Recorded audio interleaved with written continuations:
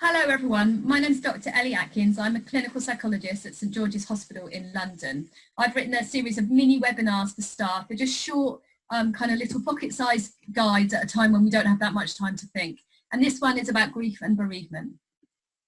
Why am I even talking about this? Well, I think already we're experiencing quite a lot of losses. I was supposed to go on holiday next week and my family had been really looking forward to that for a very long time. That's a loss that we're going to have to cope with, and we will. There's lots of schooling, of events that were coming up, of courses that we were looking forward to, of parties.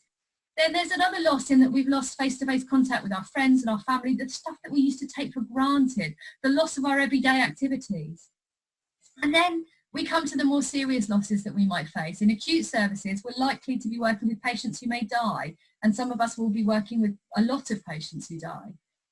It's also possible that we'll lose someone we know and perhaps even someone we love during this crisis, and that's going to really test us.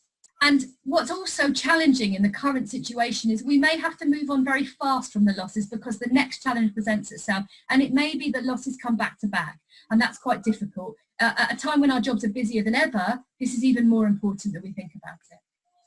So it's really important that you understand that there isn't one right way to feel about any loss. You'll notice in the previous slide, I talked about losses that range from not being able to go on a course that you're excited to the death of someone you love.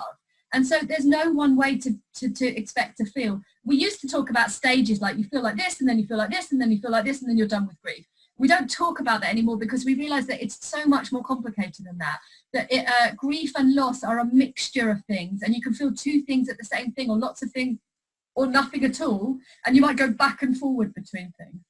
So on this slide are some of the things you might notice, but this is by no means a comprehensive list, and anything that you're feeling in the context of loss and bereavement is how you're entitled to feel.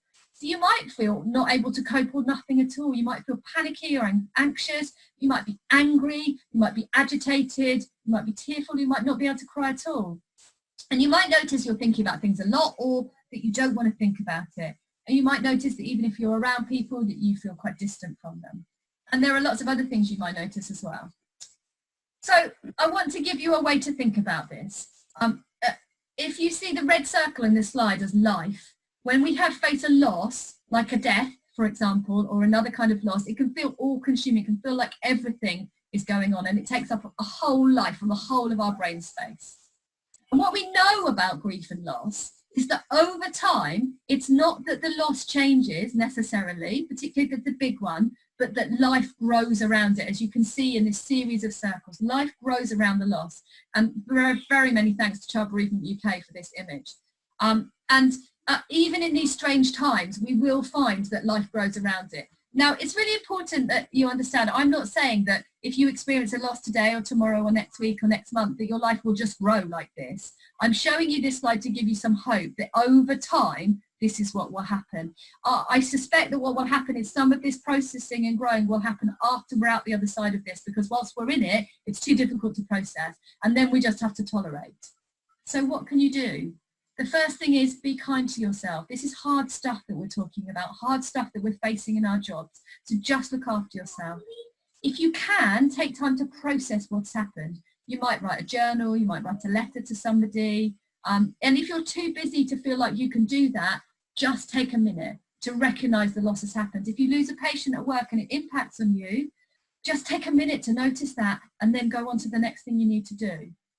And it's important that you remember and hold in your mind, these are hard because we care. And if we stopped caring, we probably wouldn't be as good at our jobs. So know that the pain you're feeling is because you're doing a good job. And at times of grief and loss, it's really important that we seek connection. Reach out to people who are going to be helpful and energizing for you at this time. And know that you're not alone. You're not the only person going through what you're experiencing right now. Which leads us quite nicely onto what you can do for others. The first thing is model that it's okay to find it hard. Already, people have experienced losses of different severities, like I was talking about in the first slide. Model that that's hard, and it's hard, and different losses will be hard for different people. Encourage people, including yourself, to use staff support. Find ways to use, to shore yourself up, because there will be other challenges whilst we go through this period. Be kind to others, because you don't always know what it is that they're going through and why they are presenting in the way that they are. Point out the good things and the little kindnesses that make pain bearable, the rainbows that you see when you're driving home from work or out for a walk, the thank you cards that hospitals are getting, the food donations, the pillows in the rest area, the endless amounts of resources that everyone's sending out.